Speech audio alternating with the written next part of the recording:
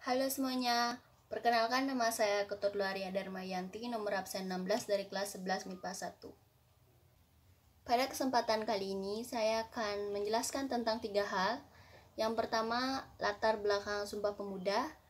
Yang kedua, bagaimana Sumpah Pemuda menjadi tongkat tonggak kebangkitan nasional. Serta yang ketiga, bagaimana penguatan jati diri Indonesia sebagai implikasi dari Sumpah Pemuda. Yang pertama yaitu latar belakang Pancasila.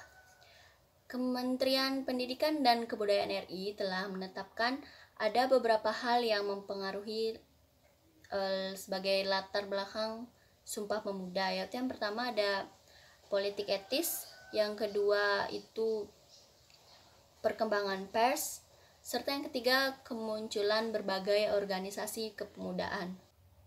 Berbagai faktor tersebut sekaligus menjadi latar belakang perkembangan pergerakan kemerdekaan dan nasionalisme yang puncaknya adalah Sumpah Pemuda dalam perjuangan pemersatu bangsa Indonesia pada saat itu. Pada awal abad ke-19, Hindia Belanda dikuasai oleh majunya perekonomian Eropa dan Tionghoa. Hal ini menyebabkan kolonial Belanda menerapkan berbagai aturan atau kebijakan yang merugikan masyarakat karena dipekerjakan tanpa bayaran. Hal ini menyebabkan terjadinya pemberontakan para petani di berbagai daerah. Selain itu juga menimbulkan kecaman dari politikus dan intelektual Belanda sehingga dia ditetapkannya politik etis. Politik etis ini adalah politik balas budi dalam 3 bidang, yaitu irigasi, transmigrasi, serta pendidikan. Politik etis ini bertujuan untuk mensejahterakan rakyat yang sudah bertahun-tahun menderita. Nah, politik etis ini membawa kemajuan dalam bidang pendidikan di Indonesia. Hal ini dikarenakan dengan adanya politik etis menyebabkan didirikannya berbagai sekolah di berbagai macam daerah. Sekolah ini tidak hanya diperuntukkan diperuntukkan untuk Belanda, tapi juga ada beberapa warga pribumi atau warga Indonesia yang bersekolah di sana dengan beberapa syarat tertentu. Meskipun tidak banyak pribumi yang bersekolah, namun adanya sekolah-sekolah yang semakin tahun semakin banyak ini menyebabkan adanya kesadaran di kalangan pemuda tentang pentingnya pendidikan. Sejak adanya berbagai sekolah dan diperbolehkannya kaum pribumi untuk bersekolah, hal ini menyebabkan semakin meningkatnya kesadaran para pemuda Indonesia tentang kerjasama serta kemerdekaan. Faktor kedua adalah perkembangan pers. Perkembangan pers atau media juga membawa dampak yang lumayan besar karena mempercepat berkembangnya ideologi dan nasionalisme. Dengan adanya surat-surat kabar yang terbit dan disebarluaskan menyebabkan informasi semakin cepat disampaikan dan semakin cepat meluas. Hal ini menyebabkan para pemuda dapat menyuarakan semangat nasionalismenya dengan surat kabar tersebut sehingga mampu meluas ke pemuda-pemuda di daerah lainnya. Adapun salah satu tokoh pendiri pers yang kita ketahui yaitu Tirto Adi Suerjo. Beliaulah yang menerbitkan artikel pertama dalam bahasa Melayu yang bertajuk Medan Prijaji pada tahun 1907.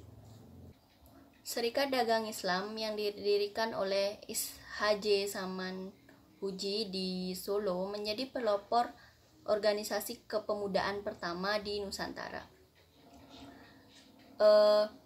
Serikat Dagang Islam ini berkecambah di berbagai daerah Nusantara, di mana di tahun yang sama berdirilah organisasi kepemudaan Budi Utomo pada tanggal 20 Mei 1908.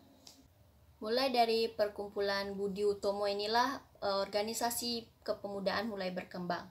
Karena organisasi ini awalnya dibuat untuk kepentingan organisasi atau suatu golongan, namun pada akhirnya mampu menjadi tempat bagi pemuda untuk menyuarakan aspirasinya. Berkat majunya pendidikan bagi kaum pribumi, kaum priai yang menjadi kepanjangan tangan dari Belanda mampu merubah nasib dan meningkatkan semangat nasionalisme serta kemerdekaan. Sehingga pada abad ke-20 muncul pergerakan para pemuda dari berbagai organisasi dari berbagai daerah dalam Kongres Pemuda. Kongres Pemuda 1 diadakan pada tanggal 30 April sampai 2 Mei tahun 1926 di Batavia.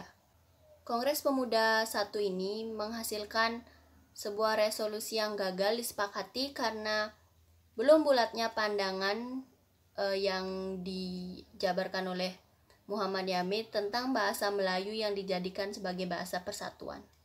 Kongres Pemuda kedua diadakan pada tanggal 27 sampai 28 Oktober 1928 di 3 tempat yang berbeda. Pada hari pertama Kongres Pemuda 2 diadakan di Gedung Katolik Jongenlingenbond. Pada hari kedua diadakan di OOST Japa Bioskop Koningsplein Noord. Serta penutupannya diadakan di Indonesian Kluitgebouw atau yang sekarang menjadi Museum Sumpah Pemuda. Pada saat itulah disepakati ikrar Sumpah Pemuda yang berisi bertumpah darah yang satu, tanah air Indonesia, berbangsa yang satu, bangsa Indonesia, serta berbahasa yang satu, bahasa Indonesia. Yang kedua adalah bagaimana Sumpah Pemuda menjadi tonggak persatuan dan kesatuan.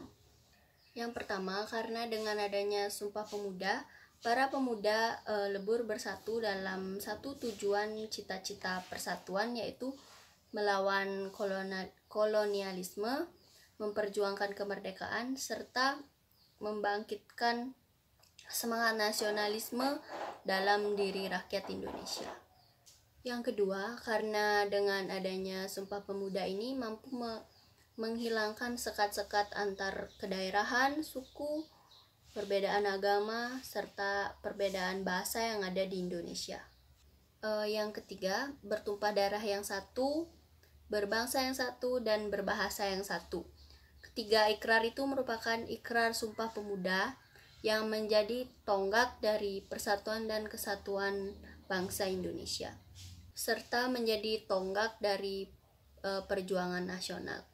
Yang keempat adalah nilai-nilai pada Sumpah Pemuda itu menjadi sebuah perwujudan dari rasa kebangsaan yang dimiliki para pemuda saat itu. Nah, peristiwa ini adalah menjadi landasan utama berdirinya bangsa Indonesia yang dapat menyatukan berbagai keberagaman serta menjadi tonggak awal persatuan dan kesatuan Indonesia. Yang ketiga adalah penguatan jati diri keindonesiaan. Yang pertama adalah politik untuk kesejahteraan dan kejayaan. Karena setelah Kongres Pemuda kedua dilaksanakan, muncul Kongres Wanita pertama, sehingga semua kalangan dapat berkembang dan maju. Yang kedua ada pemuda yang berpolitik. Ditandai dengan berdirinya Indonesia Muda pada tahun 1931. Yang ketiga adalah nasionalisme yang revolusioner, ditandai dengan perjuangan imperialisme dengan jiwa kemerdekaan. Yang keempat adalah Volksraad, yaitu wahana perjuangan yang ditandai dengan perjuangan Dewan Perwakilan Rakyat Hindia Belanda. Dan yang kelima adalah akhir pemerintahan kolonial Belanda yang ditandai dengan runtuhnya pemerintahan kolonial Belanda di Indonesia